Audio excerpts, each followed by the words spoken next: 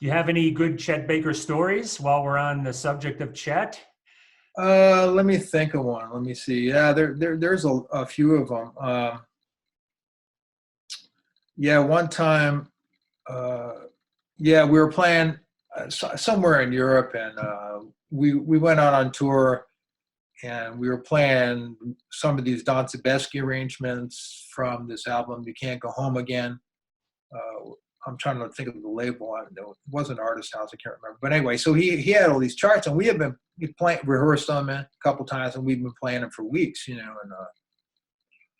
then Chet, like, he'd always sit in the crook of the piano, he'd be right there sitting down. He always played sitting down. And then one night after his solo, he actually came and he put, because I keep the rack down, he put his trumpet on my music, which was really weird, and I thought, so after the set, I went back and I said, "Hey, Chet, what's going on?" And he says, I said, "I noticed you put your horn on my music. Were you trying to send me a message or tell me something?" He said, "Oh, no, man, that's cool. No, it was fine." But I think what he was saying was like, you know, don't look at the music anymore. You've been playing it long enough.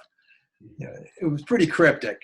Probably it could have been just something totally innocent on his part, but I still took it as a message. And it was very, very helpful to me too, because getting your face out of the page is really important. It's really hard now because a lot of repertoire, the music's a lot more complicated. But you look at all those bands, man.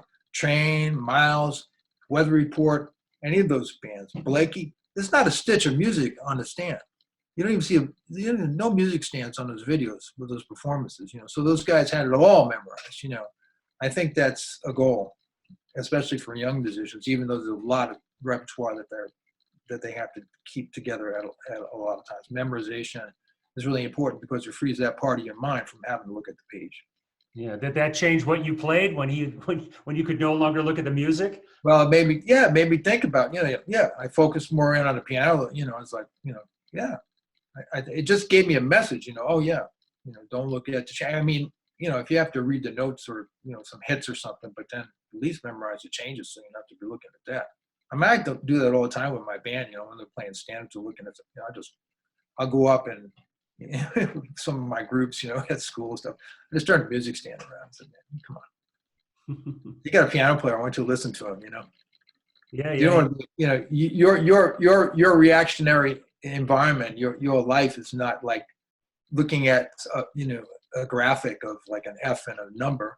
No, your life is like reacting to, the sonic environment that's around you. Listen, I'm pointing over here because my piano's over here, you know, listen to the piano, man. Get the chord, figure out what's going on.